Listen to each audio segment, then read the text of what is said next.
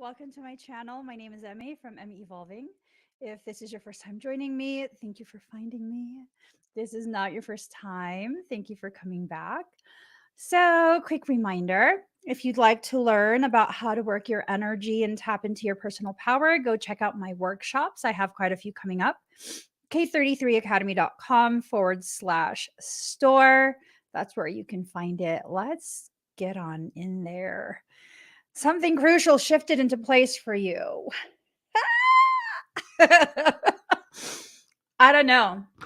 I don't know if it's because I finally got sick and tired of stressing myself out, like with my overthinking, or if it's because I have been sleeping so much. But I don't know. It feels like, for me personally, something has shifted. And it's shifted in such a way where everything that's been going on for the past couple of weeks, and I'm sure y'all have been going through things for the past couple of weeks as well. Everything going on for the past couple of weeks definitely looks and feels as though it's been in my favor, regardless of how ugly it's been, how challenging, and how all of that. Like, we're breaking through. We're breaking through. I love it. I love it. You know, I love it. I love it because I know we go through things in a very similar fashion, right? All of us here in this community, we go through these cycles kind of like together. I love it. Well, I mean, not when it's ugly, but I love that we get through it together, right? What? I happen to look down. First card, what? Lady, goddess, feminine. It's right side up. You know what that means? Because remember, yesterday it was upside down. I'm saying, I take that as evidence that we are definitely breaking through whatever, excuse me, limitations or barriers. Oh, Lord. Oh, Lord.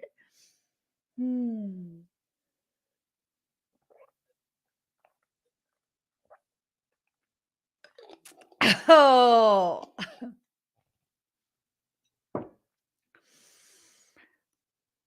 I take supplements for my thyroid that remind me of swamp water. Ooh. And I burp some of it up. Ooh, gross. Good God. Good God. Okay, moving right along.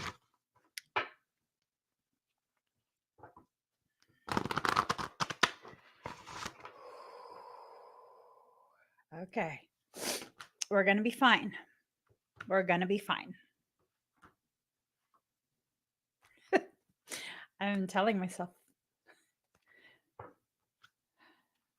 I don't even know what I'm telling myself. I'm using hand signals. You can be fine. All right. It's making my upper lip sweat. It's so much. Woo. Ain't nobody who don't take the supplements that I have to take every day can tell me what I can and cannot do. Because if you do not have to chug down the supplements that I chug down and deal with the flavors that I have to deal with, baby boo, we not the same. Don't talk to me. Don't talk to me. We're not the same. All right. We're almost there, guys. Okay, we're there. We are there. Okay. Just take a deep breath. Take a deep breath. Take a deep breath. Here we go. So we started with a lady goddess, right? You're stepping into this creation space. You're stepping into more of your power. You're allowing yourself to recognize how powerful you actually are. I'm saying, you're making me get squeaky voiced. that power is going to continue to intensify. And part of the way that power is going to intensify and be applied is by way of you enforcing boundaries, right? Whoever this is that's been challenging you, whatever the situation is, sorry, these mofos forgot who you are. They forgot. Maybe they need a reminder. They forgot how strong you are. They forgot what they were dealing with, or maybe they thought they knew, but they didn't. You know what I'm saying? I'm just, it's one of those things. Hi, Karen. Um, ah, girl. See? Karen says, I just told someone I felt something changed because I've been crying so much, but it doesn't feel sad. It feels like changes, fulfillment. I feel messages are in everything. Ooh. See what I'm saying? Right? As you enforce these boundaries and allow your power to intensify, part of what you're going to remind them is that nothing raised in front of you will be allowed to prosper. No blockages, no attempts to harm you, no attempts to delay, derail, detract from what you're doing. It's not going to prosper without your consent. So retract your consent. Whatever you once agreed to allow someone to do to you, right? Maybe passively, right? Maybe because at some point you didn't want to be rude, so you didn't want to say anything, or maybe they're just not a good person and they've been taking advantage of the fact that you're super patient. Yeah, retract your consent. Take it back. You're allowed to change your mind. Take it back. It's really that easy. Take it back. Don't allow anymore. Okay. Whatever they're trying, it's not going to work. It's just not going to work. It's not going to work. All right. Mm, mm, mm, mm. There are some processes that are occurring. These three cards is it makes sense in regards to how it feels to me, but I'm not quite sure how to quantify and express what I've quantified. Okay, so it's awakening and clearance in reverse, right? They're not aware, or maybe you're not aware, that this is not going to be allowed to continue to ride. It's just not. It's not. So maybe you're kind of in a space where it's like you're still focused, you're zoomed in super tight on what you're going through. And when you're zoomed in too tight, when you become too hyper fixated on that, what ends up happening is that you lose sight of all the other things, the other components that are coming into play to shift everything for you. Something super crucial is happening right now. And just because you don't quite understand yet the trajectory of what your soul is putting you through, 92% at 911, 9292, fractionated mirrors, 1111. This awareness, you know what I mean? This awareness of the journey that you are about to embark upon. 1010 is the awareness that you must embark on a journey. 1111 is the awareness of some of the details, the components that are necessary for you to know before you start the journey. And then, of course, 1212 is going to be you actually on that journey, right? And in a few seconds, it's going to be 93% at 912, which is 1212. Do you see how quick succession that is?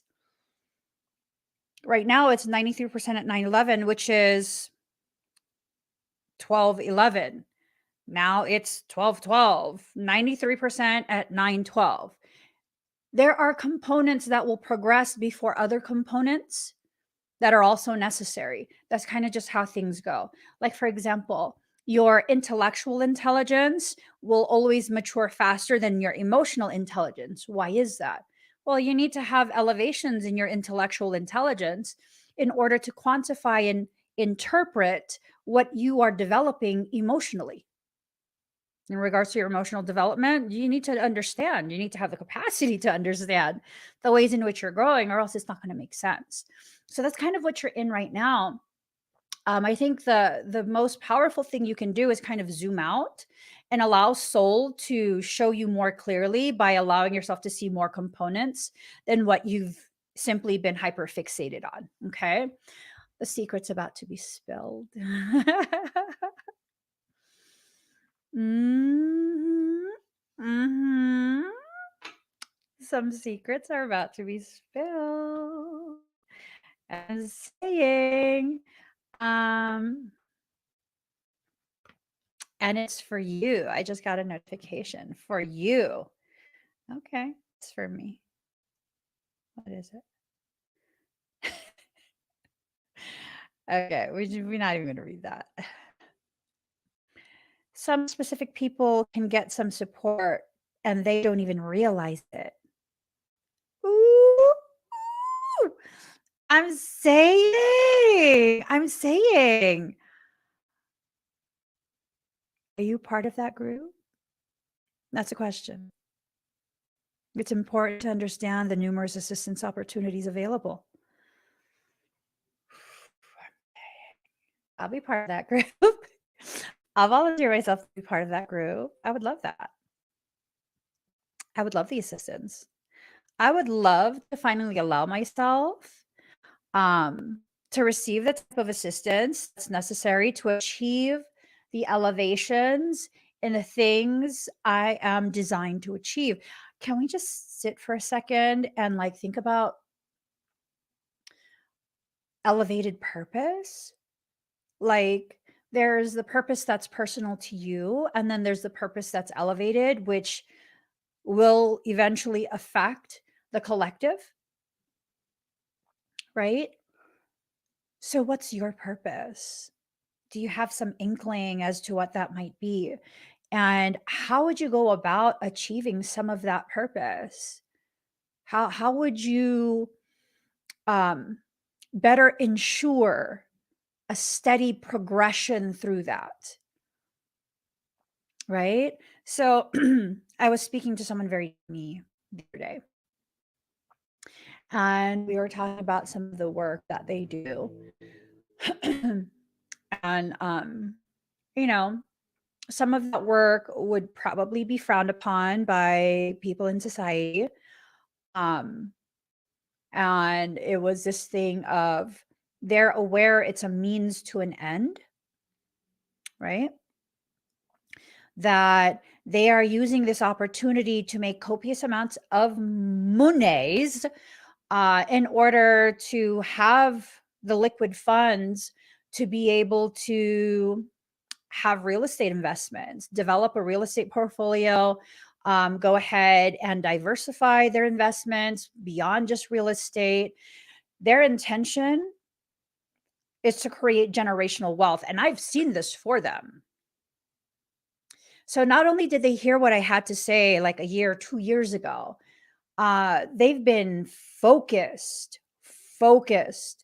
on what it is they need to do to go ahead and bring that to fruition. Focused. And I'm just like, hey, you have a plan. You have a plan. You know how you're going to execute this plan. And it's not about taking advantage of anyone. You're using what you're given as long as you can maintain your safety as you do it. And it's not anything illegal. It's just a type of income that is not conventional. It's not illegal. Everything is documented, right? And I'm just like, well, you know what you're doing. You know the risks that you're incurring. You know how to protect yourself from those risks. You know what type of technology could potentially be used and how to negate that. So it's this thing of like really paying attention to the ways in which um, their awareness of how specific industries function. And again, staying within the confines of what is appropriate, what is legal, right? I'm not going to encourage people to do things that are not legal. Um, but really being aware of what it is you're allowing yourself to pass up or allowing yourself to really, really let happen. You know, I think for many of us, we lose sight of exactly what it is that we're trying to do. And when we lose sight of that, I mean, what ends up happening is we lose sight of that. We forget exactly what it is we're trying to accomplish. Instead, it becomes this thing of being so caught up in being able to show other people what it is, what it is we're trying to, what it is we're trying to um, accomplish, right? It's no longer a step in our process. It becomes the whole thing and we lose sight. But that's okay. That's okay. Your soul will bring you back directly to what you need to see. Um, it's probably going to be through challenge. If you lose sight of what you're doing, it's probably going to be through challenge. It's probably going to be something that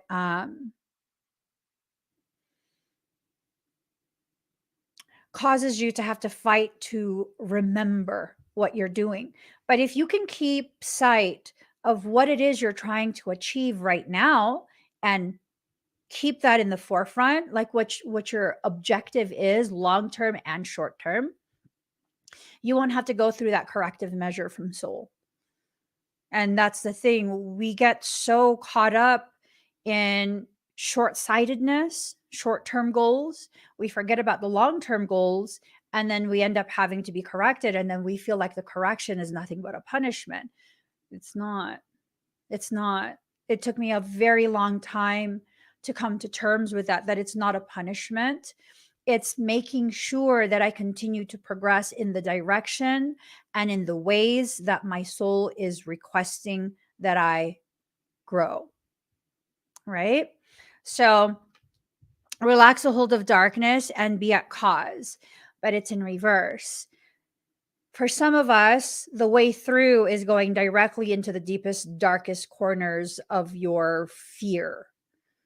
Um, I genuinely, wholeheartedly believe that everything you could ever want is on the other side of what it is you fear the most right now in this moment. Your fear will always shift and change, and as your fear shifts into something else, it's usually because you've overcome. You have already addressed the current fear, or I guess the recent fear that was debilitating for you, right? A good example of this, for a long time, I was very, very afraid of public speaking. I'm still a little bit skittish about speaking to people in person just because. just because. But here's the thing, it's part of my purpose to speak openly, to speak freely, right? And I had to get through to the other side of the very thing I feared the most, which was people witnessing me, people being able to witness without me knowing who's witnessing me, um, being able to witness the way my mind functions, the way I think, the way I process, the way I move through my life circumstance. I know I am very different from a lot of people. I mean, really, who's exactly the same as someone else? That's a real question. Right? So that's one of the things that I had to address within myself, is that really, yeah, I'm very different from someone else, from other people, but who's exactly the same as someone else? We are all different from each other. We have our similarities, but we also have tremendous differences.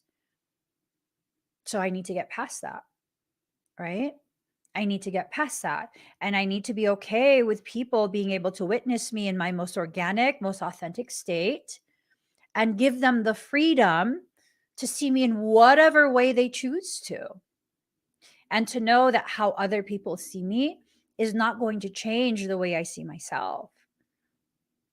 That for me to change the way I see myself, I have to put effort into that, either by listening to people who are erroneous, who are malignant, or by allowing those who are in alignment, those who have resonance with me, those who have a like mind and like heart, reflection of the person that I actually am. that they can see who I am and I can see who they are. And the resonance tells me that we are the same, right? So I've been able to heal huge parts of me, massive wounds from childhood, by simply getting through to the other side of my fear of being witnessed. I think for many of us, it's even as simple as that, just letting people witness you, letting people see you, experience you exactly as you are, and then being okay with that, right? Because this is what's already in you. It's already with you. This type of growth, this type of potential, it's already with you. All you have to do is allow it to come forward. If you don't allow it to come forward, it's still going to be there. It will still be there, and it will simply wait for another opportunity to be allowed to come forward, to be witnessed by others, to be witnessed by you. For many of us, um, we're afraid to receive. We're afraid to allow the changes, to allow the opportunities. Our trust has been very damaged by other people. One of the most powerful things that I've learned over the past year, just the past year, okay? It's a little bit over a year now. But it was this thing of, just because one person does this to me does not mean everyone is going to do this to me. Doesn't mean that. I'm still in the process of learning that. Yes. I would say I've made tremendous progress through that learning, because I've entered into periods, short lived periods of, you know what? I'm done with this. Everyone is everyone is everyone is every. And then it's like, no, but is it everyone? No, it's not. It's one person. It's literally one person. And that's not the representative that I need to choose for an entire group, right? It's just not. It's not. You don't pick the worst example to be the representative for an entire group. You just don't. That's how you set yourself up for blockages, right? So now it's this thing of, I recognize when I'm starting those types of cycles, and they're very short lived, couple days, um, maybe a couple hours, right? And I want to continue to work on that until I get to a point where what shifts in me instantly, boop, boop, instantly recognizes this is the initiation of another one of those cycles. And I'm going to be like, no, I'm not going to participate in that. That is not true. That is erroneous. That is not a representative of the collective whole of that group, right? You have to trust yourself. You've been through so much, like so much, that you have gotten through, that you have survived, that you've been able to successfully navigate yourself out of. But here you are. Here you are. Still not trusting yourself. Still just, ugh. What is it though? What is it? Why don't you trust yourself? Why is it something that, you should allow yourself to get past it, but you're just like, well, no, this has happened to me and that has happened to me, and this is just how the world is. It's not how the world is. The world is what we make it. Life is what we make it. And sometimes you have to lose yourself and you have to lose others in order to recognize that there is something missing. And it's not that, oh, you lost the thing you needed. It's that, oh, this sense of loss that I experienced because something or someone went away brings my attention to the fact that I want someone or something to occupy this space. Did you know that's what people do, right? They're placeholders for the parts of you that are missing. Ooh. The people you're drawn to are the placeholders for the parts of you that are missing. They are reflections, externalized projections of the parts of you you once upon a time rejected. This is about you bringing home your pieces. So sometimes when you lose someone, it brings your attention to the parts of you that you felt you lost a long, long time ago. And the moment you become aware of what you feel you've lost, that's the moment you have to feel empowered to go find that part of you once again. Right? I felt like I've lost parts of my softness. Have I? No, I hid it away. I didn't want it to come out because whatever reason. Right? So, what have I been doing past couple days? Aside from working on recentering myself, keeping myself in a healthy mind frame, and releasing a lot of the different distorted feelings that have risen up because of circumstance that I was dealing with. Well, I've been tending to my plants quite a bit. I've been tending to my plants. So I had gotten 3 peace lilies on clearance because I happened to see them before they got watered, right? I saw them at the grocery store. The lady was going to water them. And I was like, "Are those on clearance?" And she's like, "What?" "The dying ones." And she goes, "They're not dying. They just need to be watered." And I was like, "Okay, but are they on clearance?" And because I asked her, she agreed to let me purchase them on clearance. 3 of them. All I had to do was water them when I got home. And they were good, right? I soaked them for a while and then I let them completely drain. And the next day they were perked up. They didn't look like they were dying anymore. They looked so good. And over the course of the next maybe 2-3 weeks, I've had so many of the leaves turn yellow. I know why they're turning yellow, but I didn't do anything to stop it from turning yellow. You see, there are certain species of plants that do not thrive in bright light. Peace lily is one of them. They don't like full on light, they like to be in dimly lit spaces, right? Well, I had these plants on the catwalk, which gets bright light through the whole effing day. So, yes, the leaves were turning yellow. And I feel like those plants were a representation of where I was within my journey at that point, where I needed to pull back a little bit and allow myself some rest and relaxation instead of forcing myself to keep going, keep going, keep going. Sometimes when you stand too closely to the light of your own truth, you burn your leaves. And that's what was happening. It was burning the leaf. And I didn't need to remove it from the catwalk. What I needed to do was block the sun from reaching it. Because although it doesn't like the full strength of the sun, it does still need light in order to photosynthesize. Plants they are a beautiful representation of so many different aspects of yourself. So many different aspects of yourself. I wasn't able to begin really tending to my plants and really developing a green thumb until I began tending to myself. When I feel very happy inside, when I feel very solid within my center, stop touching my Marlene is tickling my foot. Stop it.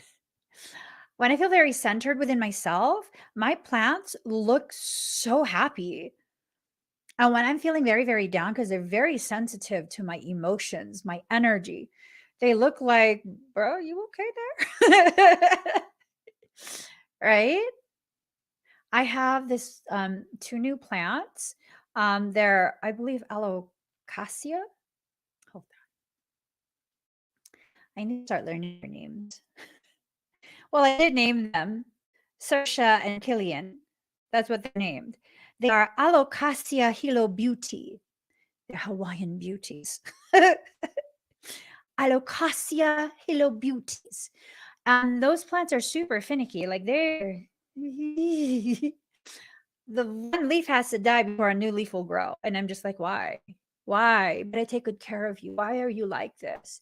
Well, because that represents a part of me where one aspect of myself has to be allowed to go through an ego death before another aspect will be allowed to rise up and come forward.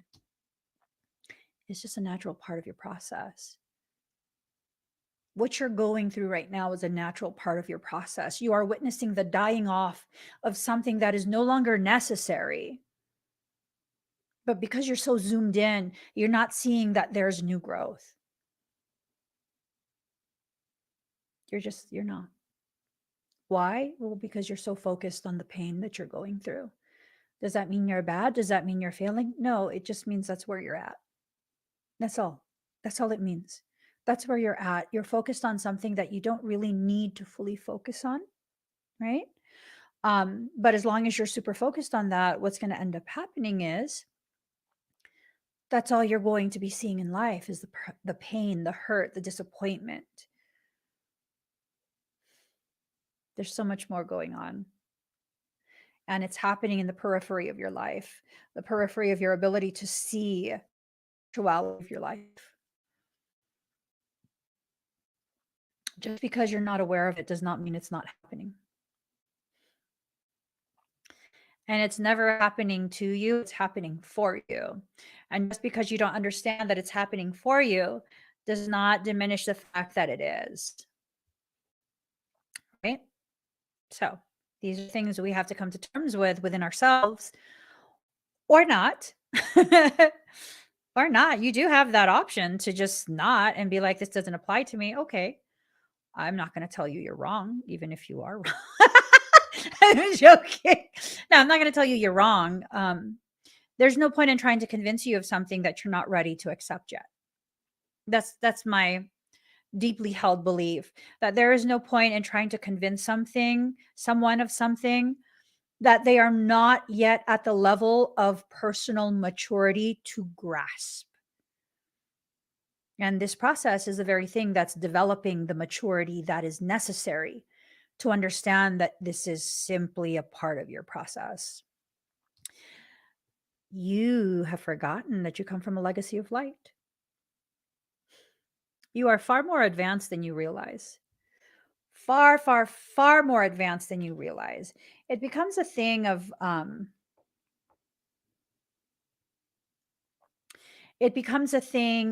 just really being able to look yourself in the eyes.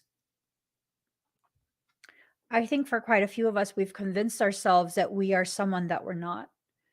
For example, for many of us, we've convinced ourselves that we're a mean person, that we are not strong, that we're weak, that we are this, that we are that. And I don't know. I don't know. I don't know. I don't know that I believe that. I have the capacity to see people as they are, not as they present themselves, but as they actually are. I see very frequently that the people who are so hypercritical of themselves, they tear themselves apart on a consistent basis. They tend to be some of the most profound, the most gifted, most loving, most kind people I've ever come across. But they never let themselves see that. And it's not necessarily a bad thing, because that's the very thing that continues to cause you to push, to continue to grow. And then I also see this other phenomena where the people who have a tendency to really just think so highly of themselves. Okay. If you say so. That's all I got to say about that. You can spew all the things you've Googled. You can use all of these very pompous words. But I see you, the real you. I see the insecurity. I see the darkness. I see the atrophy of the things that would have been beautiful, and the expansion of the things that make you into what you are right now. You can never hide those things from someone like me. Why? Because I'm not interested in the show. I'm interested in the rough, the raw, the real. And I see exactly what I seek, which is truth. So, regardless of how hard you try, I see what your intentions are. I see the person that you are. And that's all I have to say. And those people know exactly what I'm talking about. They're like, I can't believe, I'll believe it, baby boo. That's why don't ever ask me a question you don't want an answer to, a truthful answer. Because sometimes when you're not ready to hear the truth of how you conduct yourself, the last thing you need to be doing is communicating with someone who is truthful to the degree that it will hurt you. Not intentionally, but because you don't want to hear it. But for the rest of you, yeah, no, I see how powerful you are. I see how much it hurts you so deeply that you are so different from other people. You know, you're different because you're one of the ones who will help lead others out of their darkness. That's why you're different. You cannot deconstruct a system by being a part of the system. You can be inserted into the system, but you will never be a part of it. You attack yourself because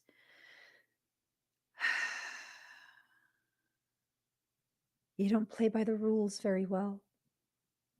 You can't be told what to do. You're difficult to control, and those who want to control you have tried so hard to convince you that you're the issue. Are you the issue, or is the issue that they can't control you?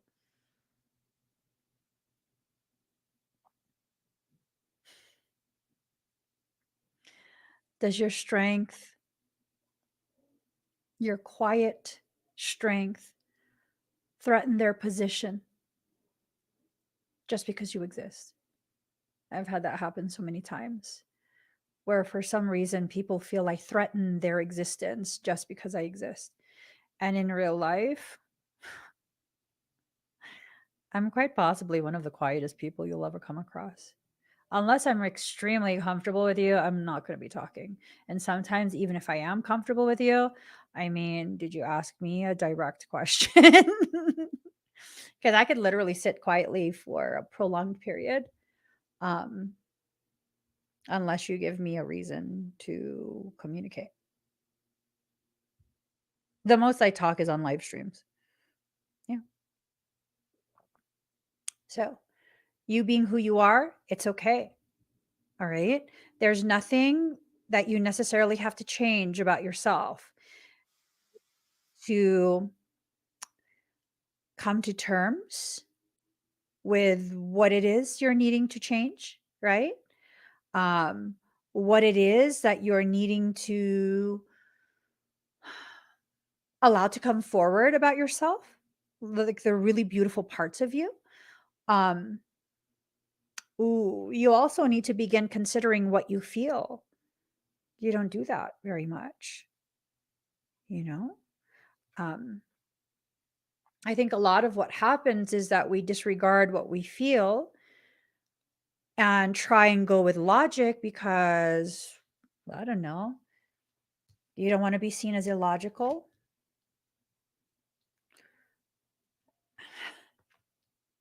Some of us are here to use logic, others of us are here strictly in the capacity of intuitive urge, in order to show people there's a different way you can exist. And it's just as valid as a logical existence. My existence is illogical. It is illogical that I've been able to achieve what I've achieved. It is illogical for me to have the type of awareness that I have. My entire existence is illogical. Does that diminish my worth? Does that dampen my intelligence? I think it adds to it, to both of it. Why? Well, first, it makes me unfuckwithable. It does. It does, because even if what you're saying is logical, if my intuitive urge tells me you're a liar, you're probably a liar, a really good one, but still a liar.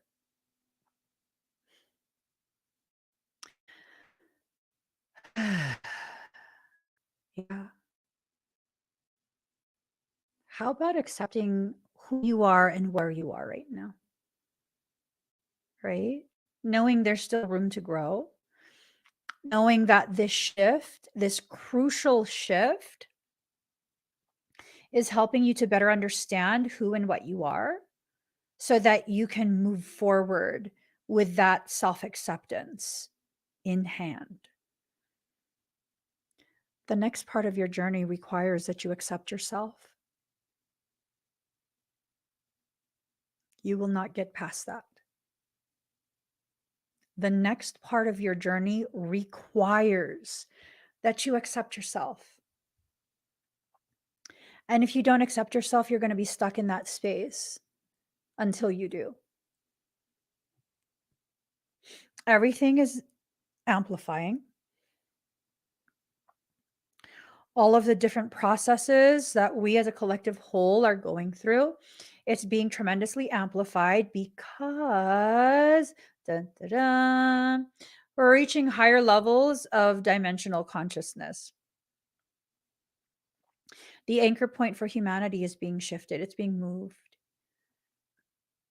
It's going to take, spiritual gurus some time to be able to quantify these shifts, and to be able to begin formulating all of these different theories that they're going to present to you as an absolute spiritual truth, right? We've reached critical mass in 60. The anchor point is being shifted into 70 already. This is one of the most accelerated ascension mechanics this plane of existence has ever experienced. It has to do with the influx of the new children. That is what's driving a lot of people, quite literally, cuckoo. This excess energy that these children embody, that they are pressure injecting into the planetary grid, it is activating all of the organic portals. Why do you think people are acting so crazy lately? Oh, I use the word crazy because some of these behaviors are in freaking insane. Just absolutely insane. The level of aggression, the foolery that's going on, the attempts is just, it's nutty. It's nutty. Those are the people who will fall away from the whole. We cannot decide who will and who will not. Just know this is a corrective period that we are in. We're in a period where things that have become imbalanced are being corrected. The ways in which people have been leeching off of you, your resources, your energy, is being corrected. It's a difficult period for most. It's a difficult period for most. Things are reaching a fever pitch so that you can be aware of what is being corrected. Not so you can hyperfixate on it, but so you can properly position your feet so that when things begin to rumble, you'll still be solid where you stand. So I often go to the pew pew. Well, I haven't gone in a while, but whenever I go to the pew pew range, um, there's a lot of people who maybe they're very, very new to the pew pew world. They're learning how to properly handle pew pews. That's okay. We all got to start somewhere, right? As long as you're handling it safely, that's all good. It's all good. I'm glad you're learning how to properly handle it. But I often find that everyone will stop shooting and they'll begin watching me. And I never quite understood why. And it's because even the way I stand is different. I'm sorry. I'm using high power stuff. I gotta keep it tight, yo. I am good off of injuries. I gotta keep it tight. That means my feet need to be properly positioned. I'm going to root myself where I am in a proper positioning. I'm going to hold my piece properly. And I don't shoot sidearms. Hand pew pews, I don't use those. I use big ass rifles. My favorite is a bullpup. It's big, but it's balanced beautifully. I'm just saying, if you're in the market looking for something, I would highly recommend a Tavor X95. Mm. Tavor X95. Mm. Mm-mm-mm. It's accurate for up to 300 yards, but it's also designed for close quarter combat. Just saying. Tavor X95 is good stuff. But the thing that I realized when I go to the range and people start staring, even seasoned people, it's because my footing, the way I carry myself, and I'm not there to impress anyone. I'm not. I'm working on accuracy. I'm working on furthering my comfort, handling my items. If you begin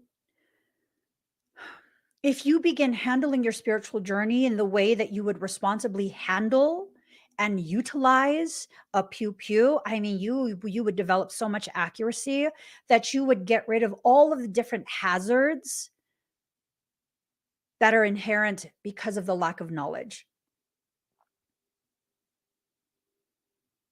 I'm saying, if you can apply this analogy regarding pew pew handling with your spiritual journey, you'll see the ways in which you need to learn more about yourself and the way you handle yourself, the way you carry yourself. You are your own weapon or liability if you don't know how to handle yourself properly. I've had to learn quite a few different things. And it's been powerful applying this knowledge to my spiritual development, to my spiritual journey. One of the most profound lessons, it had to do with casings. So the projectile goes inside a brass casing that's ejected out of your firearm. Once you firing pin hits it, it gets ejected and the projectile goes forward. Another thing that I had to learn the hard way is that you always wear something up to here, because if you have tatas, the casing can and will go into your cleavage and you will get burned the F up. So you wear a baseball hat with a bill and you wear a shirt that is a crew neck. Yeah. Another thing that I learned was that when the person next to you doesn't know how to handle their firearm, doesn't know the proper etiquette on a range, that's a liability to you. How do I know this? There was this older lady who was shooting an MP4 to the left of me, and there is a wire wall that separates us. It's chicken wire. And it prevents projectiles that are ejected from their weaponry from hitting me. There's a line you don't cross. You don't cross that barrier. You don't go out into the field. You stay behind that line. Why? Because this hoe went beyond that line and all her projectiles started hitting me. I was like, oh. Oh my God. Because it burns. It burns. It comes out hot.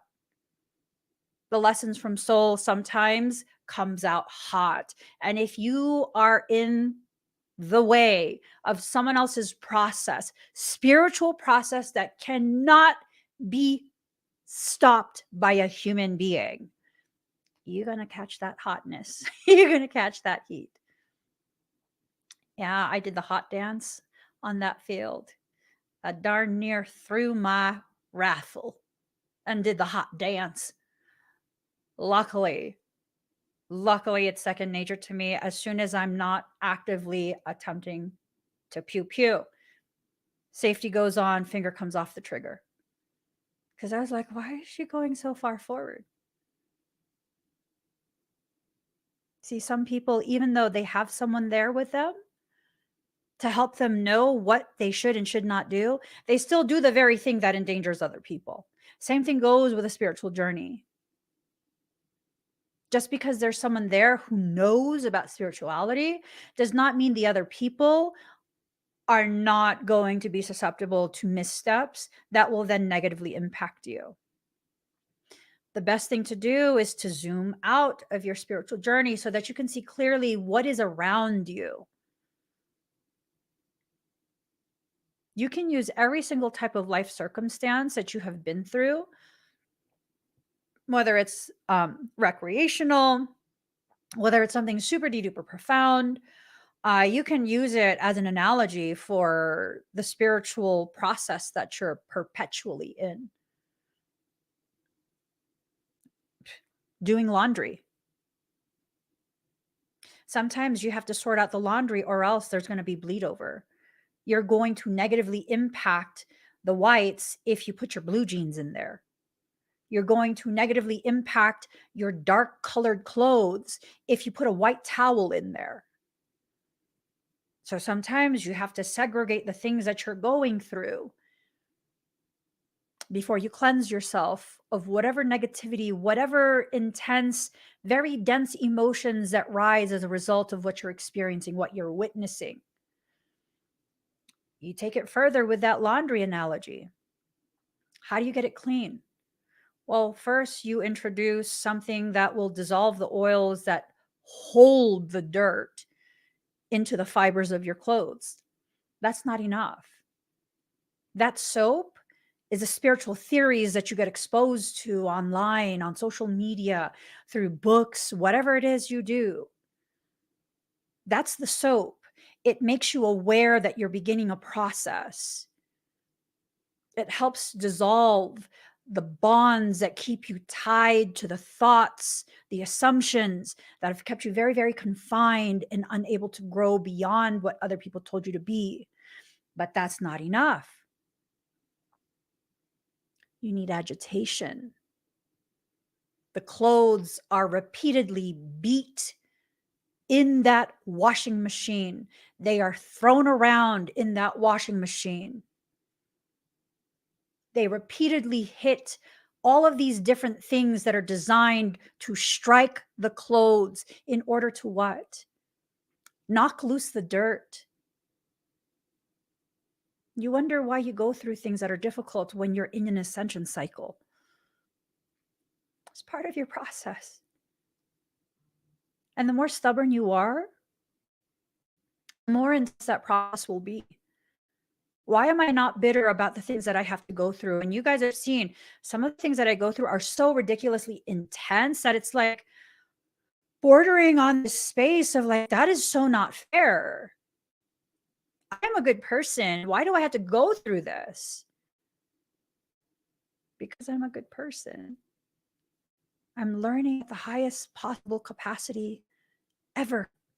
Whatever I am capable of learning at, that's what I deserve. Does that mean I deserve the ugliness from other people? No. That means I need to stop seeing it as ugliness from other people. Yeah, those are ugly people. Don't get me wrong. Don't get it twisted. I'm not making excuses for horrible people. Absolutely not. A horrible person is a horrible person. I'm not going to mince words about that any further. Any further. I have a right and an obligation to myself to properly identify people who approach my life. Every time I have misidentified someone because I don't want to be a mean person, that person has gotten the opportunity to so severely and negatively impact my life. I say this with as much venomous truth as I can muster. Fuck that shit. I'm done. I'm sure you're a nice person. You're just not going to be nice to me and you're not going to be allowed to stay around me. Once I identify that in you, you're not going to be allowed to stay around me. I'm sure you're a nice person. I'm not going to give you the opportunity to change my mind and recognize how factual and accurate my assessment of you is from the start. I will not give you that opportunity anymore. It's not how many times has this happened? No, it happens every single time. That's part of you rejecting yourself. You know, that's part of you rejecting yourself, where you're like, oh, there's no way I could be that accurate. Why? Why is there no way?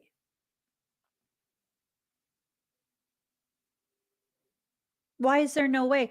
See, and the thing is, when you speak so much truth, that it takes away the opportunity from malignant people, cancer like individuals. This is what will happen. Did you hurt my feelings? Mm, projection much? Mm, that's not part of my truth at all.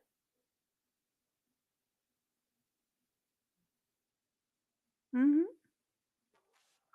So what needs to happen?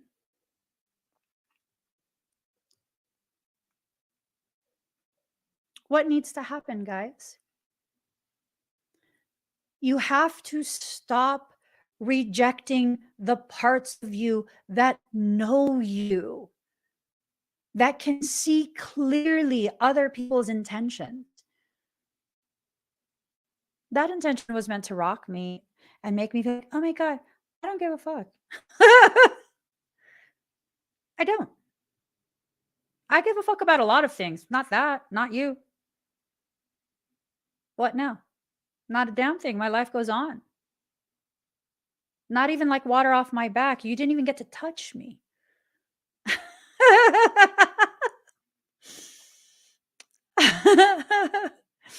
I'm just saying, you guys got to see things exactly as it is. Exactly as it is. I am in such a solid space within myself today. It's almost mind-boggling for me because nothing's going to rock me from this space today. We even had someone on Facebook who did an angry face for what? What are you angry about? The very beginning of the live stream, what are you angry about? Not my problem.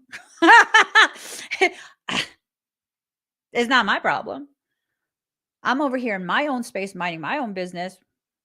Those folks are not my problem. They want to try and make themselves your problem. But are they? Not until you take ownership of it.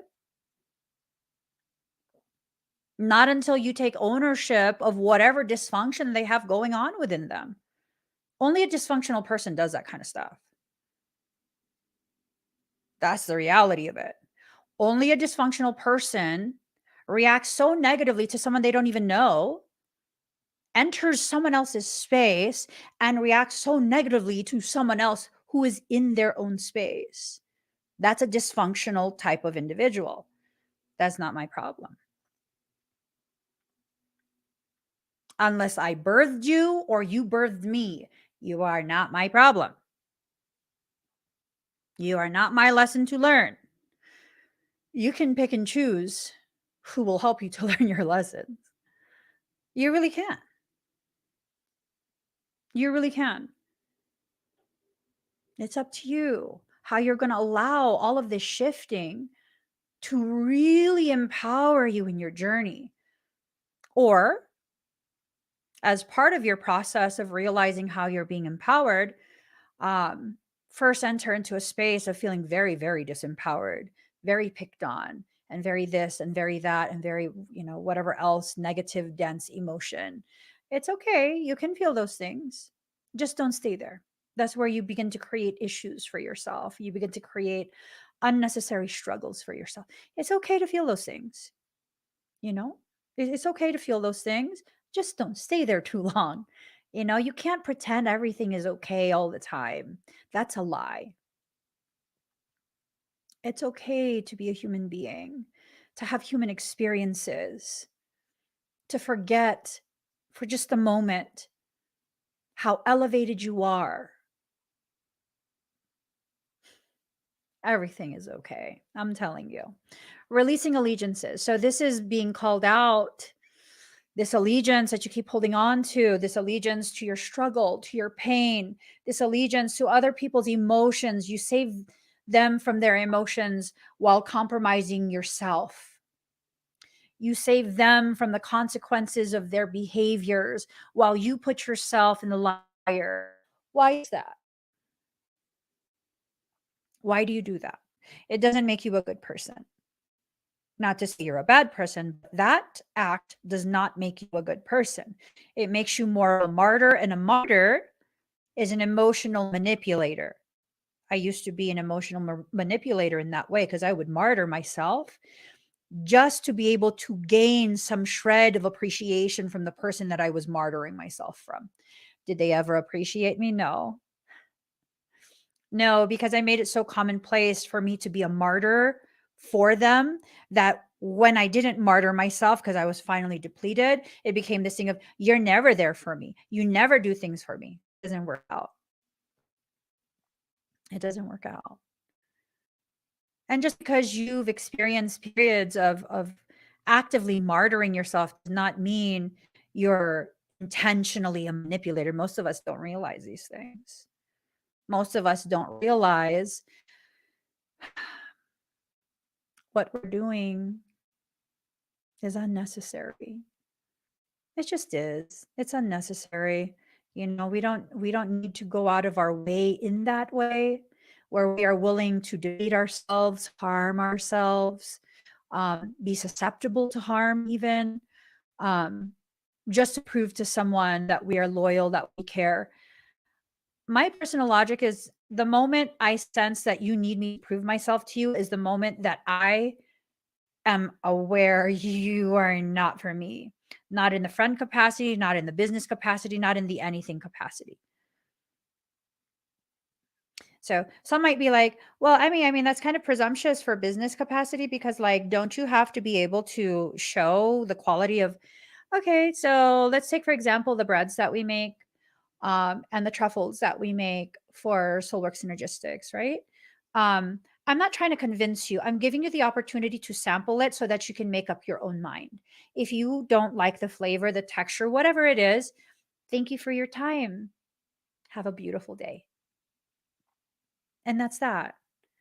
I'm not going to be like, no, but you don't understand. This is a niche product. And no, if it's not in alignment with the products you already have, the aesthetics of your shop, whatever it is, if me as a person is not in alignment with what you're building for yourself, it's not in alignment. Thank you for your time, right? I really deeply appreciate that you took time out of your day to give me the opportunity to present these items to you. Genuinely, and that's it. That's it. That's it. That's because that's the kind of person that I am. Now, for a portion of my life, I felt like I had to prove to other people, like, no, please, please let me prove to you that I can be a good enough giver so that you will let me give to you. Now I'm like, okay, well, some people are not ready to receive. I offer something that is very profound. Some people can't get that. It's okay. It's okay. Eventually they'll come across someone who they'll be able to receive from. I've had people accuse me of being some type of, what was it? I don't remember if it was CIA or FBI, something like that. A three-letter agency. That I was an agent and that I was an agent provocateur. Because why? Because it was weird to them that I offer compliments. If you're doing a good job, I'm gonna say like, "Oh, you're doing an awesome job. That's great." And just genuinely mean that. I'm not trying to like butter you up. Yeah, I've had people accuse me of being some type of undercover agent. Like, what are you doing that you think the government is I'm just saying, this is a genuine question. What are you doing that you think the government will assign you an agent and that I'm investigating you? And that I'm doing an investigation based on complimenting you in a public forum. Hey, like I said, Other people's dysfunction is not for me to heal. I'm just saying, okay? I'm just saying. You know? I mean, I've been known to go through a drive-through and someone's giving attitude, and I'm ready to be like, "Listen here, biatch." And then when she opened the window, I was like, "Oh my God, I love your nails. They're so cute." And I totally forgot that my intention was to give them a piece of my mind. I was just like, "Oh my God, they're so cute. They suit your finger shape." I don't know. Okay. Against the grain in reverse. So here's the thing, right? When you go against the grain, when you're filing something down and you go against the grain, what's happening is you're taking off a large portion of that item. If you're sanding wood and you go against the grain, you're going to be hacking away at that wood. When you go with the grain, you're taking off less, right? So maybe this is a message that you don't have to actively hack away at yourself. That, you know, trust soul to be able to form you and shape you beautifully, gracefully, without forcing things, rushing things. Sometimes you think you're in the process of being shaped when in reality, you just don't appreciate your shape and soul does. And what's actually happening is not a reshaping of you, but merely a polishing. Polishing you and shaping you using sander, using a sander is two different things. Very different things, right? Every journey starts with a single step, but it's in reverse. So this is kind of telling me that you're already on your journey. You're waiting for that first step. You've been on this journey already. You're still on this journey. You've been doing your thing. Keep doing it. Keep going. Believe in reverse. Again, it's this thing of you not believing in yourself. Your soul is calling you out. Your soul is letting you know. And then there's this other component where your soul is also letting you know that you think you're going to leave all of this behind and simply start a new chapter. No, you're going to address it right here, right now. You're going to continue to address it until it's successfully and appropriately, sufficiently addressed. You're not going to start a new project. For many of us, we think that, because we're going through this hardship, we just got to hang on until a new chapter starts. In reality, that's kind of a form of avoidance. You're avoiding being fully present in the things that you're needing to address.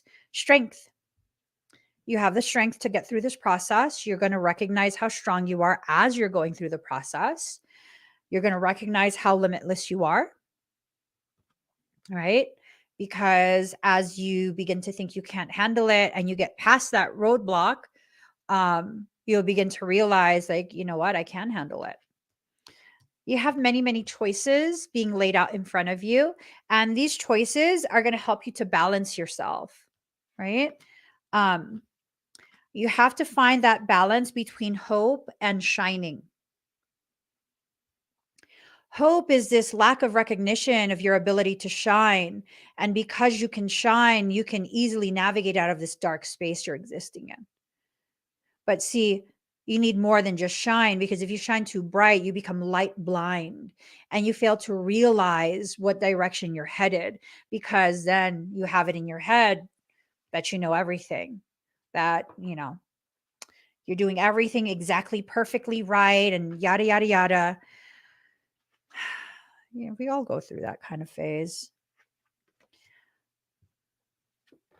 All right. Rebirth of magic. The process that you're in is to rebirth your awareness, renew that awareness of how powerful you actually are. Okay. Thank you for the reminder, Lindsay. I will be going live later today to do expedites. If you want a personal reading, if you would like a scan or any type of other energy work that I'm offering today, that's a perfect time for you to try me out. Okay. Card number 49, self-acceptance. Allowing yourself to kind of just be okay with who you are and where you're at. You know, it's not enough to know who you are and where you're at. You need to begin accepting who you are and where you're currently at. Invoke the Orifim in reverse. So whatever elevations in I guess danger or security threat maybe. I don't know, whatever you're dealing with that's super negative. Yeah, it's about to be resolved. That's the sense that I get. It's about to be resolved. And whatever fears you might be having regarding the process of resolution for that, it's being handled beautifully. You just got to be patient with it, okay? Awaken Gnosis. Gnosis is a knowing. When you allow yourself to mature further, your faith and your hope, which is part of the toddlerhood of your consciousness, it's a toddlerhood of your understanding of your connection to divinity itself. You then begin to enter into a knowing. You no longer need faith and hope because you just know everything's going to be fine. It's always fine. Everything will work out because it always works out. Maybe not in the way I expect, maybe not in the way that I want, but it always works out in the way that I need when I need it, right? It's never too late. It's always just on time. You might feel very anxious or you might feel like you're being rushed. That stems from fear. It doesn't stem from the reality of the timeline that you're dealing with, that you're working with. Your soul knows exactly when you need that. Okay. Let's see. Ooh, twin ray healing. There's a deep, deep core healing that's going on. You might not be aware of it because guess what? Look, observe sigil in reverse. Like you're not wanting to see what's happening. That's okay. It's going to happen anyways, whether you see it, whether you agree with it or not. Whatever your soul has slated for you is going to happen anyways. Because it is. It's going to happen anyways. I'm not going to lie to you.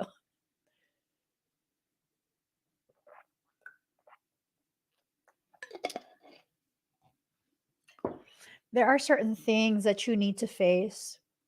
This is what Michael and Marlene are communicating. They're communicating it together. Michael says, tell Yell why. Because I've calibrated my ears to not hear Marlene. And so Michael is trying to Michael is pressure injecting her messages. What? I go through the things that I go through. Sometimes I want to listen, sometimes I don't. Okay? Like I said, even if you don't want it to happen, if your soul needs you to hear it, it's going to happen anyways. You're going to hear it. What? I explained. You wanted me to tell them. I'm not ashamed. This is part of my process. What? Micah goes, you're not even ashamed. I'm not. Why should I be ashamed? What? So Marlene said,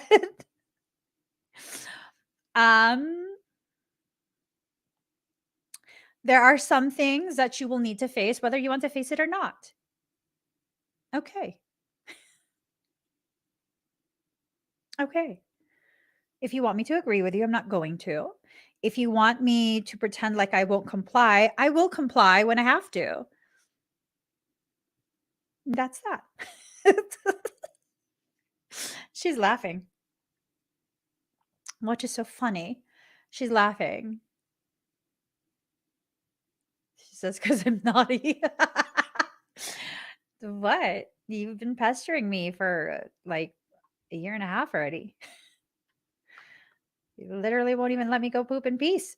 I'm saying you should know this about me already. You have been very closely monitoring me for like a year and a half. Okay. Build up sigil. There's not going to be a build up. It's not going to be a buildup. It's just this thing that you're in and you're just kind of in it. And then you're going to be done with it. And then you're going to be fine. Kind of. That's what your soul is saying. There's a lot of things that is being hidden from you. Ooh, like what stuff?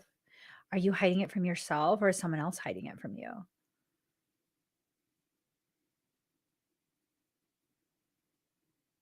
Hold up.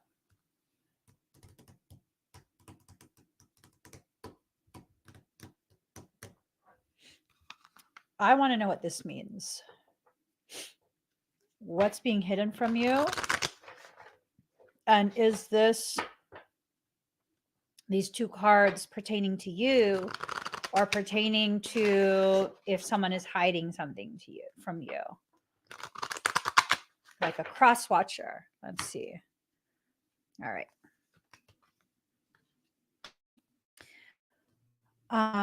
Okay.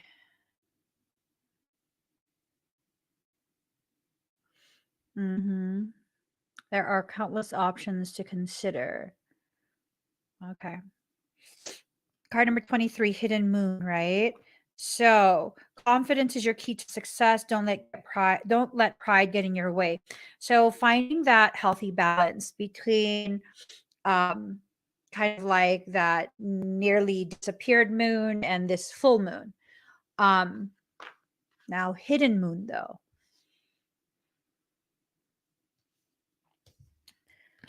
So there's two cards. Overcome in reverse. Luck is on your side, but it's not. I think this has to do with a cross watcher, right? I don't know if someone has malicious, malignant intentions towards you, but luck is not on their side. They will not be able to overcome your defensive measures. Okay. Oops. And they're aiming for you. They're aiming for you. They're aiming for the part of you that's very depleted. They're trying to exploit vulnerabilities that they've witnessed in you, failing to realize that those vulnerabilities are actually your strengths. Your commitment is being tested, metamorphosis in reverse. So this is someone who's probably trying to interfere with your organic ascension mechanics, your process. And they're not, it says your commitment is being tested. It's not that they're testing your commitment. It's that they're trying to interfere. It's not just a test. They have actual intentions, malignant intentions towards you. Whoever this is. Yeah, get a number, stand in line. We don't give a damn. Like our community is filled with amazing people who others have such a massive negative intention towards. Why? Why? Why? Oh, because, yeah, shut up. What? If you don't resonate with me or my community, why the hell are you here? I'm saying. Oh, because Pisces and whatever. You love a Pisces. They don't love you back. That's why you're mad. I'm saying what? It's the truth.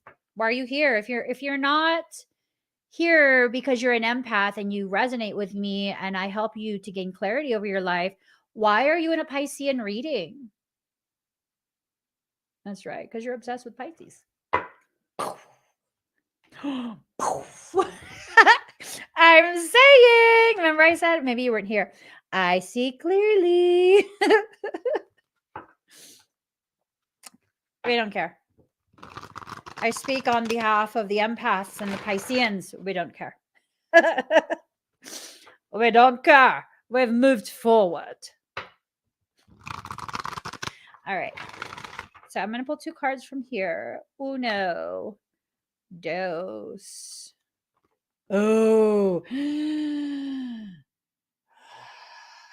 Oh, shoot. It's going to be fine. It's going to be fine. It's going to be perfectly fine. Card number 44. 40 wide eye. Da, da, da, da. Okay. Card number 44, Solar Eclipse Revolution. Ooh. Revolution is actually something that starts in individual hearts. Ooh, Lord. This card spells out change. Major transformations are about to happen. I mean, if that's not confirmation,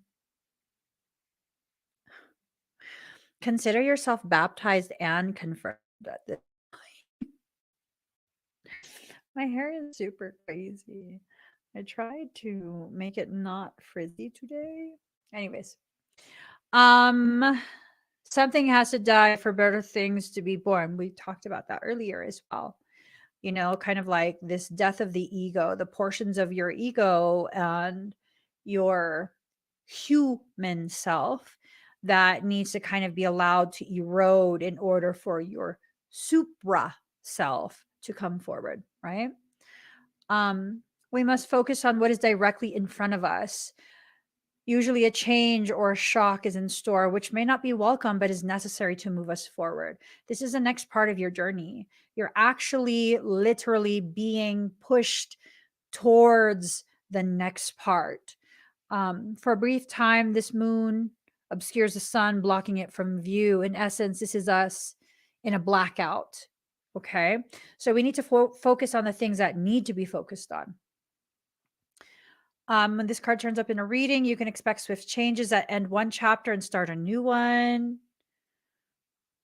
These events may seem like negatives at first, a divorce, the end to a relationship, being forced to move, or even losing your job, but they tend to be things that are necessary. They also will affect relationships foremost. Are your relationships being nudged towards a new beginning? Right? Is it something where maybe your relationship is not going to end? Maybe your relationship as you know it is going to end through this circumstance, but it's going to be renewed into a healthier, more balanced relationship, right? Like someone who has been married and with my husband for 24 years at this point, we've gone through so many different things together, and we could have, each of us, both of us, could have chosen to give up, but neither of us wanted to, right? So every time we face some type of hardship and we both chose to commit even deeper, it further ripened, further developed our bond. The relationship that I have with my husband now is nothing like the relationship we had in the beginning after the first 3 years, 5 years, 8 years, 10 years, 15 years, 18 years, 20 years. Like every single thing that we go through shifts our relationship into something even more profound. So you got to be able to discern if that's what's happening in your relationship, and therefore do not give up, keep pushing, keep trying, keep working together. The key here is you're both choosing to work together. or or if it's just something you need to let go of, you need to be able to discern the difference between what you're working on and what you are unnecessarily holding on to. If both are not committing to the growth, the work, to an equal degree where it's reciprocal, right? Yeah. Yeah. I don't know. Oh, I'm also his biggest stalker. I will randomly I randomly take pictures of him at the gym. I'm not joking. I randomly just stalk him everywhere he goes. Oh my gosh. I think sometimes he gets tired of it. I don't care. What? I don't care. I don't care if you're tired of it. I don't care if it's uncomfortable. I'm gonna show you guys. Look what he did. He's been going to the gym, and look at this. I know he doesn't want me to show you guys any pictures of him. I don't care. Ooh, look at this beefy man. He's so beefy. Oh, look at how broad his shoulders are. I love it. I love it. Hey, you're my creep, though. You can be creepy with me. Okay, I'll stop. I'll stop.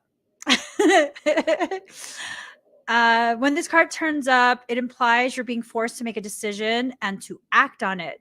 There will be no stepping away from it. So I'm telling you, when your soul wants you to do something, is going to make you do it, whether you want to or not, whether you're in compliance or not, is irrelevant. It's irrelevant. I feel like I'm my husband's soul because when I want him to do something, no, I'm joking.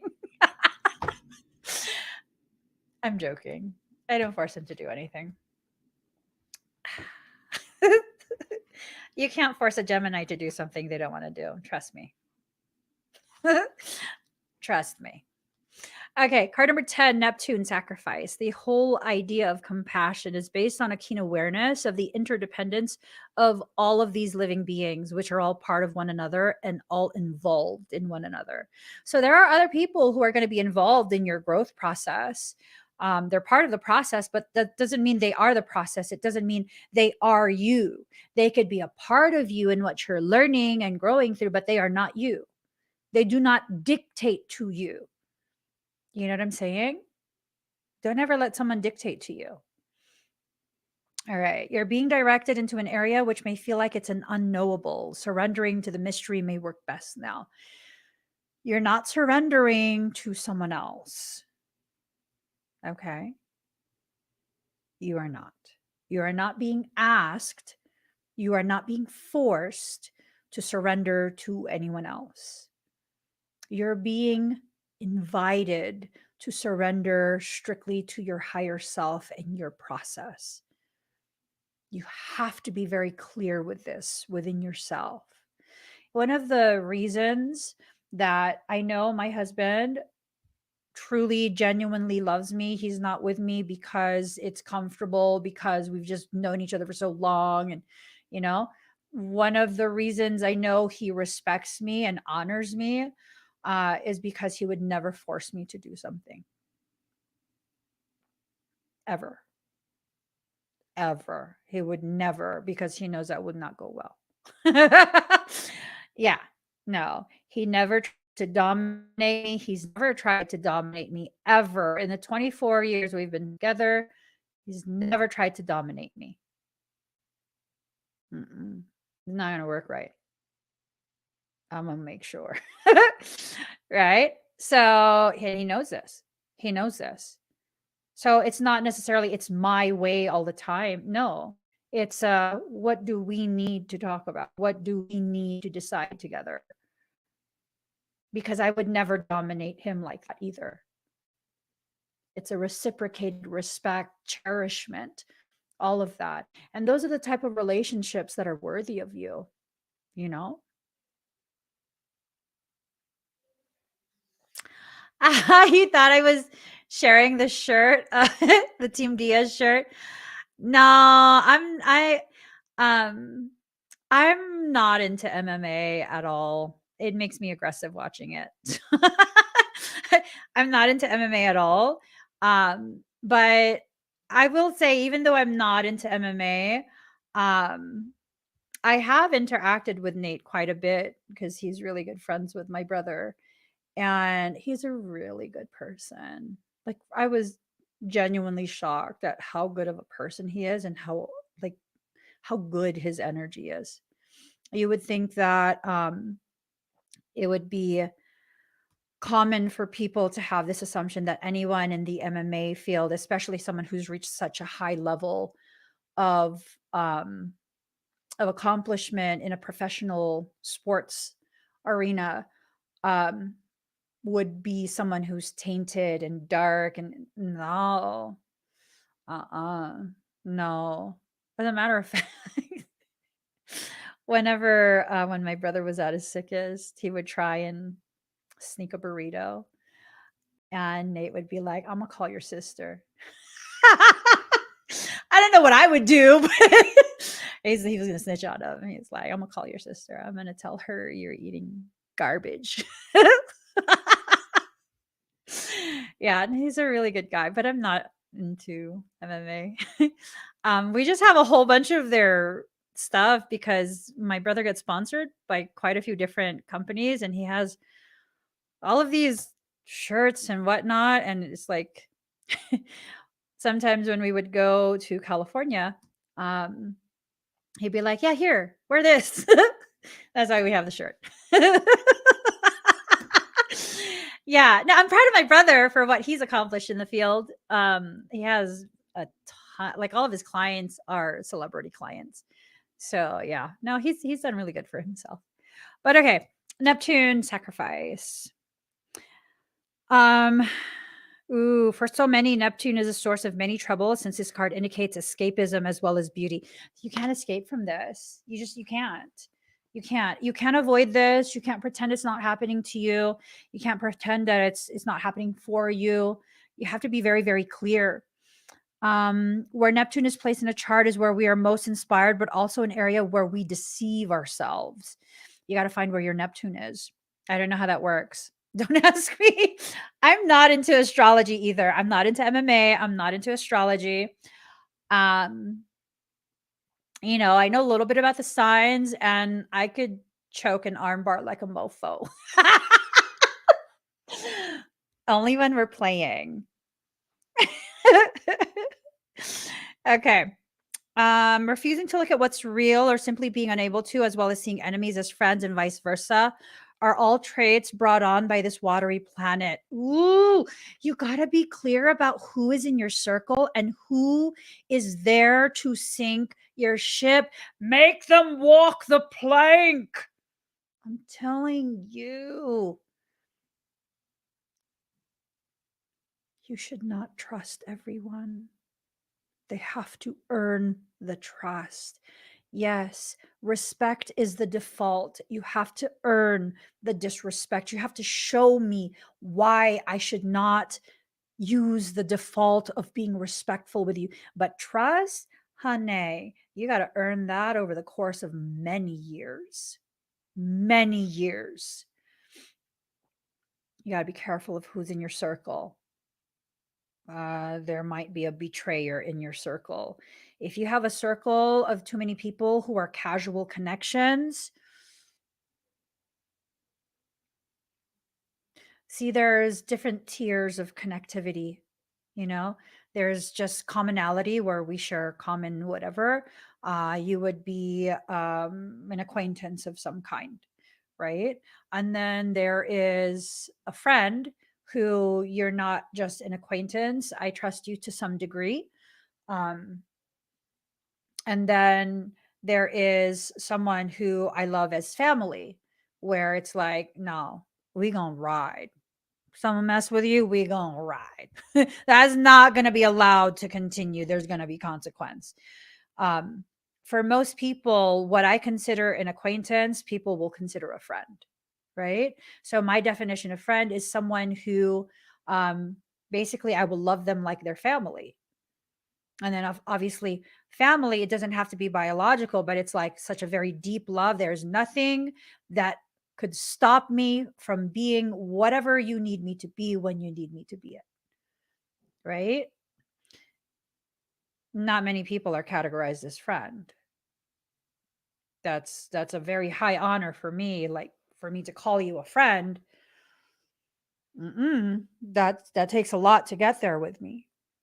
That's because I have already experienced so many people who have really blurred this line for me personally between an acquaintance and a friend. And I've allowed their definitions to be impressed upon me, where everyone is their friend, but they'll also screw over everyone. There's nothing sacred to them. And so I had to pull back and redefine things for myself, where it's like, no, not everyone is my friend, because friends, I would never, ever, ever do anything intentionally that would let you down. Even an acquaintance, I would never screw you over. Even a freaking enemy, I just don't screw people over. Let's be honest here. I just don't. That's not within my nature. That's not within my character. That feels nasty, you know? Even if there's like an opportunity to screw someone over and no one would know, that just feels nasty to me. What's even worse than that is when you go out of your way to plot and plan to do. That's just gross. That's gross. That's gross. There's nothing that I can take from someone else through plotting and planning that I can't earn for myself and increase 1,000-fold. Stop. Stop. There's no opportunity that I can rob from another person that I can't create for myself and be successful in that. Stop. It's ugly. It's ugly. That's like, mm-mm. So for some of you, there's maybe a person or a couple who would do that to you. I know for me, I'm very confident. There's no one in my life that has access to me that would do any of that shit to me. No, no, nope, nope, nope, nope. And I'm not in denial. I know the people who are in my life, you know? So I hope that our entire community can get to a point, a place within themselves in their journey where, yep, you could be very, very confident because you thoroughly know that the people who have access to you are people who are worthy of your trust. Okay.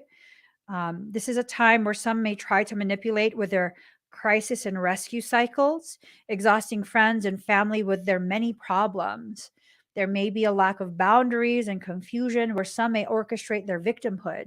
Be very certain that the victim is not you. Also, be very certain that you are not enabling someone to enter into a victimhood in order to get your attention, right? Neptune is a place of beauty and that which is ethereal and not so easily reached. That's you. You are this beautiful thing that should not be reached by just anybody. Okay? Don't be a caricature of ethereal nature. Actually be ethereal. Actually be something so elusive and exclusive that not everyone has access to you. You know, this movie comes to mind. It's like from the 80s. It's a very old movie. It has Tom Cruise. It is called Legend. It's from 1985. Yeah. Yes. Yep. Ah. It's called Legend. So in that movie, a girl who was not worthy of touching the unicorn touched it, and because of that, the unicorn had its horn chopped off. Oh my god, it was horrible. And then darkness ensued. It was horrible. And the goblins. Bleh. So you're the unicorn. I'm serious. You're the unicorn. Don't just let anyone with grubby ass hands touch you. It's true. Okay. Neptune is inspired visions coupled with nebulous thinking. It represents glamour, the word glamour coming from the French word grimoire, and connected to the word grammar, meaning to create magic or to cast a spell. Be careful of people who speak so beautifully and eloquently that they cast spells upon you, that you become so smitten with their intelligence, with their aesthetics. That's very common in spiritual communities. It's very, very common in spiritual communities. If I wanted to very quickly um, build a massive following on TikTok, all I would have to do is use these fancy words. Fancy schmancy. Hold on. Fancy schmancy words. So I just created a new listing for a service that I offer on my website. Un momento, por favor, por favor. Un momento, por favor, por favor. Okay. Oh my gosh. What is going on? My laptop is frozen. Can you guys hear and see me?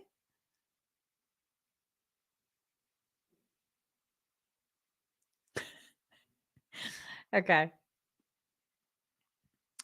So,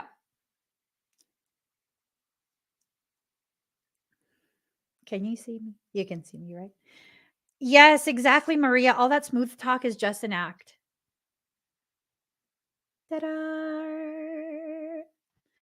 You know, there are people who spend large portions of their day, their existence, trying to build the vernacular that is necessary to impress upon you their will. Yep. You got to be careful of that. That's kind of like spell casting, you know? I don't speak about a lot of the things that I do using the vernacular that's organic to me, simply because, yeah, no, I want you to be drawn to me because you're drawn to me, not because I'm impressing upon you my will due to use of advanced vernacular. That's just BS. Yep, OPs do that a lot. They do it a lot. They watch other people's content and then they regurgitate. They regurgitate it. That's what OPs are very much known for. They're very good at regurgitation. They're very good at mimicry. You have to be very careful during this period because there's a lot of activated organic portals who are using mimicry again to upon you their will, the will of their handler. Their handlers are oftentimes demonic. Just saying. Just saying. And for those who don't know, um, tarot cards, tarot reading is not my day job. Yeah. My day job is I created a system called Aura Spectra Bioregenesis. It uses morphogenetic template recodement, standing scalar waves, um, all of that, you know, cymatic type therapies, etherocymatic therapies, by way of bilocation. So I'm very well versed in the subject matter that I'm talking about regarding organic portals and their behaviors. My secondary specialty is parasitic extraction. I'm a demonologist exorcist. One time I went to go get a massage. One time I went to go get a massage and there's a question there like, what do you do for work? And I was like, well, I don't want to write public speaker because then they're going to be like, oh, where do you speak? I don't want to tell them my channel. I don't like to tell people my work in person. And then I was like, oh, because I don't like to be dishonest. I was like, I'll just put morphogenetic engineer. And they'll be like, oh, it's whatever, some tech stuff. Oh no. I was butt booty naked on the massage table, and the lady starts asking me, oh, what is morphogenetic engineer? Well, and then the person I was with is like, oh, tell them about parasites. I was like, shut up. And then she's like, oh, parasites? And I was like, yeah, I'm an exorcist. I was like, yeah, I'm an exorcist. I do exorcisms. And she was just like, oh, that's fascinating. I was just like, we're not talking further about this. No, I'm not going to tell you my company where I work or any of that. No. When this card shows in a reading, any words spoken or promises given are either poetry from the gods and higher realms or words which may be lies. It's either or, there's nothing in between. Okay. It's either whoever you're dealing with is full on lying to you. Hello, organic portals. Or it's poetry from the gods. Hello, soul family. um, With this card, things will be difficult to get to the bottom of the issue. You may see smoke and mirrors, find yourself engulfed in nefarious mists with blame cast on the wrong person or reason. Be careful about getting involved in other people's caca. This shifting that's taking place is creating a lot of room in your space for your growth. If you're going to allow other things into your space before you've had the opportunity to expand, you're going to get breached. Don't do it. And you're not going to notice you got breached because guess what? Every time you level up, you're put in a new space. It takes time to acclimate to that. You don't know what's normal and what's not, right? One time I leveled up, this was years ago. I leveled up, and every time I touched anything that was connected to anything electrical, you would see sparks. It wasn't just static, like a static pop, you would see sparks. And then it got to a point where at one point, because I was living in the desert, I entered into a room and all clear all the way across the room. The room was empty. We just moved. A blue arc of electricity came out of the wall into my finger because I was like gonna. It scared the hell out of me because the whole house went whoop. I was like, oh my God. That's not normal, right? Scared the shit out of me. But I didn't get injured. And then, as if that wasn't bad enough, a couple, maybe a month or so later, 2 months, a couple months later, um, we were outside doing fireworks and I felt something. Everyone had got inside the house. I was at the bottom of the driveway and I took off running because I looked in the sky and I was like, something's coming. I could feel it. I could feel it. It's going to be big. And I took off running. Luckily, I made it on the covered portion of our entry in time. Like if I hesitated, because as soon as I made it under the covered portion of our entry, lightning hit the end of the driveway. The entire street lit up in white. And I was like, ah! I was so scared. There was no way for me to know because I had just leveled up. There was no way for me to know. And now I know if I feel those specific sensations, lightning's coming. Go under something covered. Yeah. So there's no way for you to know once you level up. And if you do know, then that means you haven't leveled up. That's factual. That's factual for whoever wants to be like, no, whenever I level up, I know. Okay, sure. You haven't leveled up then. You're still in the same place. You've just convinced yourself of something. With this card, you want to be absolutely clear and out front with everything. You're welcome. Sorry. Neptune is a planet of sacrifice, so you may be asked to sacrifice something related usually to ego for some greater good. Let's see. It shows where we are vulnerable and also where we want to escape to. There are opposites in all higher things. Lovers can become okay. You may be caught in a situation which is unclear. The reasons behind it may not make sense or are being withheld from you. So remember, there were things that are being hidden, right? So we got to kind of,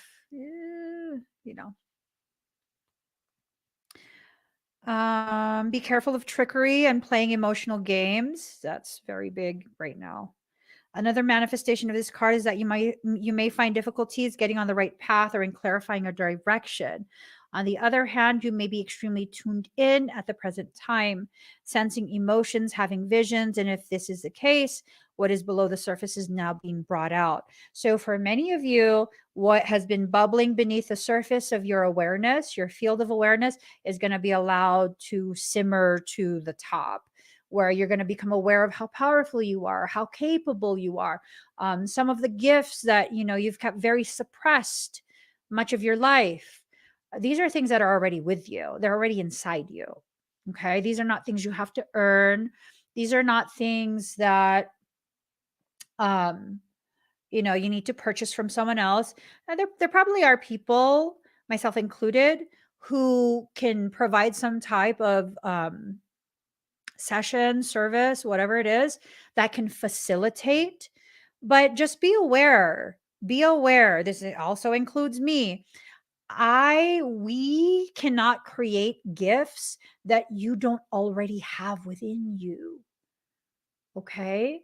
So be careful of that. All of this talk of like spiritual development and ascension, I don't want you guys to fall into a trap of thinking like, oh, if I buy this session, then Emmy or some other person can make me fly. Honey, if you cannot fly, you cannot fly. I cannot make you fly. You know what I'm saying? Don't fool yourself, okay?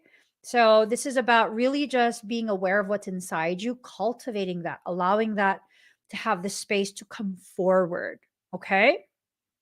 You don't have to be anything that you're not already.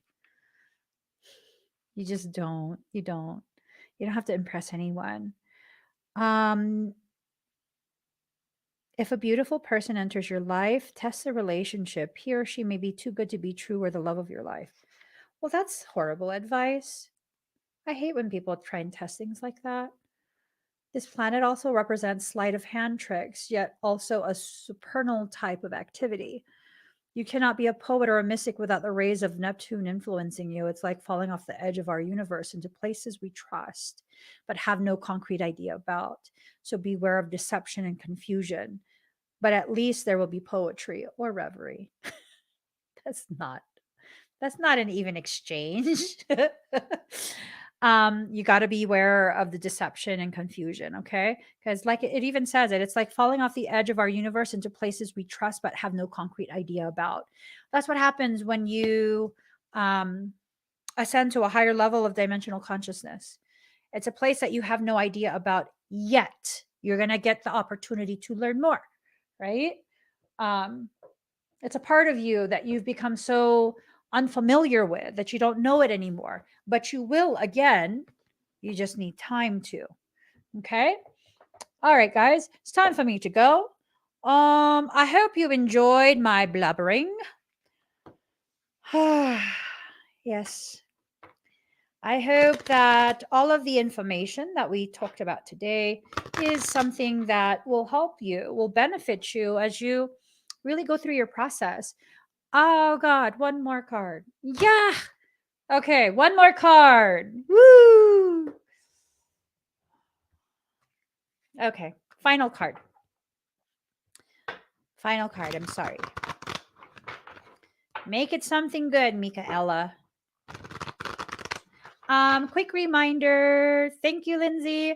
I'm going to be going live later today, I believe, for 30 p.m. Pacific Standard Time. And I'm going to be doing expedites. If you would like a reading or energy work, come on down. Come on over. I'm going to be live on whatever platform you're watching me on. So let's see. Final card. I mean it, Michael. Final card. This is literally the final card.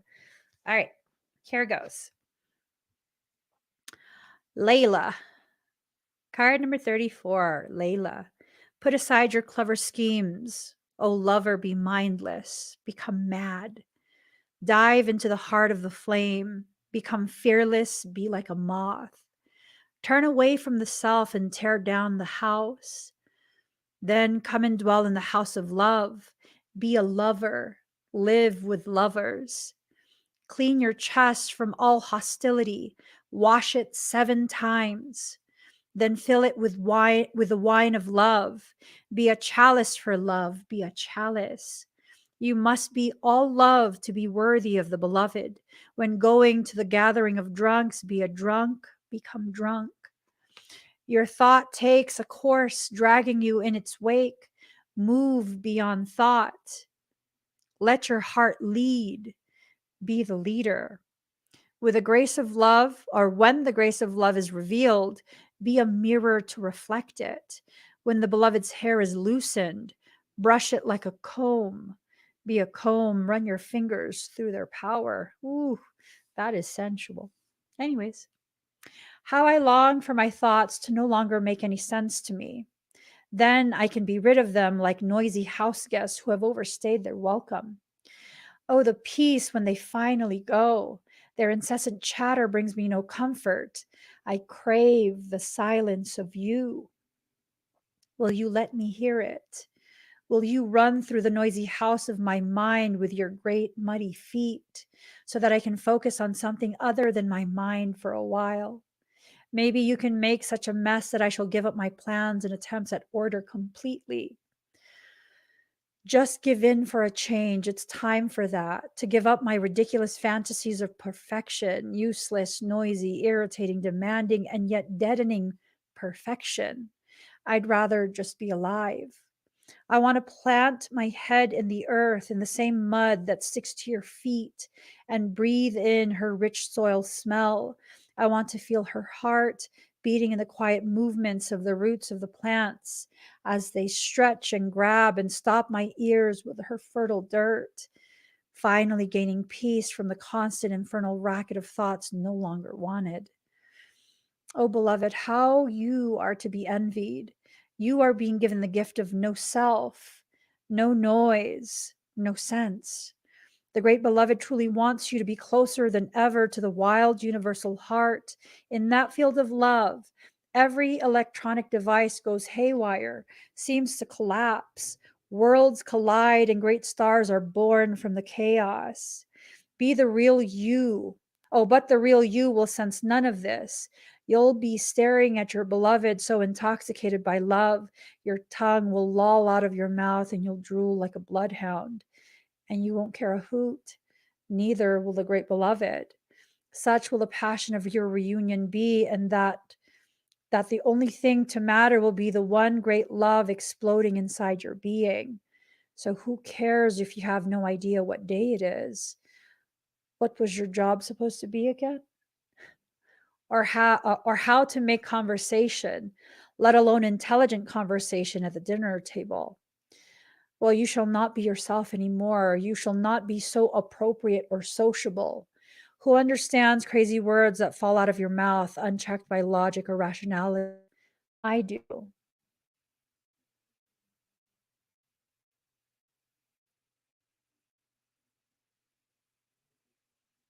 Anyways, I know the beloved too. I'm under that same loving spell. I, like you, have no I anymore. I, like you, am so crazy with love that I care not for things making sense anymore. I, like you, long for my night of love with the great beloved that ends me forever and renders me only and ever the lover of the great beloved. I call that night forward from my love crazed heart as you do, that Laylat al Qadar, the night of destiny. Let us run together and pound on the bedroom door of the beloved. There is no shame. There is nothing else worth holding on to. Let us go now and throw ourselves upon the goodwill of the Creator. Our hair shall be messy and mingle with a curving galaxy, and the planets shall grow rings around them, becoming the many eyes of the great beloved, delightfully bearing witness to our loving, passionate surrender. This oracle brings you a message. You're moving through a period of not knowing, of time in the great void or womb of the Divine Mother. It is in this place the seed can crack open and take root. This cannot happen in the light where all is seen and recognized. It must happen under the cover of darkness, where only trust can assure one of success. This is the way of nature, the way of life. It must be honored. This oracle brings you ancient wisdom. It guides you not to fear the darkness, but to enter into it willingly. It's not for you to become lost, but to find your way. This oracle is saying that in the darkness, there is the path, da tariki tarikat. Do not turn away from it. Let it be. Be with a lack of knowing when people ask of you so many questions and demand sensible answers to support their notion of reality. Do not bow to such unworthiness and fear. Know that their minds may be fearful for your safety and their own, lest your divine madness be contagious, but that their fear is nothing to you, nothing at all. It's not even anything to them, but they just don't know that yet. Under the sacred black cloak of night, the Divine Mother, the goddess who transfigures from darkness into light, has invited you into her chamber. In that place, you shall experience annihilation, but only that of which is untrue, that of which will hold you back, dampen your spirit, or prevent you from bursting into full aliveness. For that which is true is already seated deep in her womb and is preparing to be born, strong and with good, powerful legs.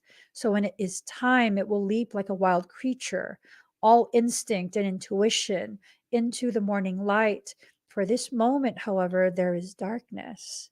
And that is essential for the appearance so imminent, beloved, of the light on its way. It's always the darkest before the dawn, they say. This oracle brings you guidance. If you find yourself to be sad, to be grieving, whether you know for what or not, or even depressed or struggling, feeling as though you are being pulled down, do not fight. Bear witness instead. Allow what is taking place to take place. Allow what is happening to happen. You shall find a joy in allowing the interplay of darkness and the light to take place according to a greater unfolding rhythm of your own divine growth process. Going through so much right now. Ooh, here's some advice. Rest for as long as feels good. You have completed your honoring ritual. Self-care is an honoring ritual, you know? Self-care is an honoring ritual that you should perform often. You should care for yourself. You should allow yourself to be your priority at least every few days, if not every day. The goal is every day. You should be a priority for yourself. Here's the thing. People who don't function like you will not understand the advice that I just gave you. Why do I give you that advice to make yourself the priority? Because you, my dear, are just like me. And when I make myself a priority, I am healthy enough to continue loving and giving in the way that I do. That is a part of who I am. I am a lover, a giver, a protector, an empowerer. I am all of those things. And I cannot be what I am if I am not healthy enough to be that. I don't have to try to give, to love. That is intrinsically a part of me. So to take care of myself, to make my health a priority, means I can do those things in a healthy way, not do them in an imbalanced manner where I am overgiving, depleting, becoming embittered. You have to take care of yourself. You are the priority. By definition, you can only have one priority. Because if not, when you have more than one, it's merely a to-do list. You're more than something to do. You are someone to cherish, someone to take care of in such a way that you can be free to be even more of who you are, which is a lover, a healer, someone who gives so freely of yourself, your resources, everything. Remember, I said earlier, I see you. I see you exactly as you are. I know some of you will try and present yourself as though you don't care. Yeah, you do. You pretend you don't care because you're afraid. You're afraid because of what people have done because they know you care. You're exiting out of that phase. It was merely a phase. You're entering into a phase where you can be who you are and it will not be used against you. Why? Because now you know you don't need to comply with people who are unworthy of your compliance. And that's a fact. You don't need to comply just to gain approval for people who don't have the capacity to understand you. It's part of human nature to not accept what you don't understand. So until they understand, they cannot accept you. Until they do the work within themselves to free themselves to understand, they cannot and will not accept you. So instead, free yourself.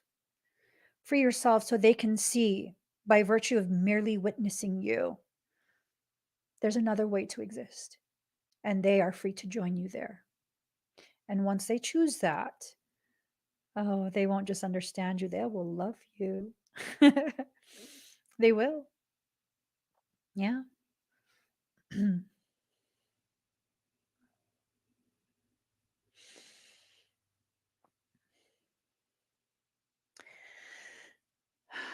They'll love you not because you invited them, but because you showed them how to free themselves. And that is how we change the world. Not by force, not by coercion, but by gentle invitation and the type of patience that gives them the time and the space to go through their process before they take you up on that invitation. Everything will be okay. It already is. Guys, I'll see you today, 5 p.m., 4 p.m. I don't know. Just come back. Come back. It's on the screen, meevolving.com/shop/power boost. I'm doing readings. I'm doing scans. I'm doing all sorts of energy work. I think I also have in there past life readings if you want to see, hear who you were, what you lived through. Go check it out. Just don't traumatize me, okay?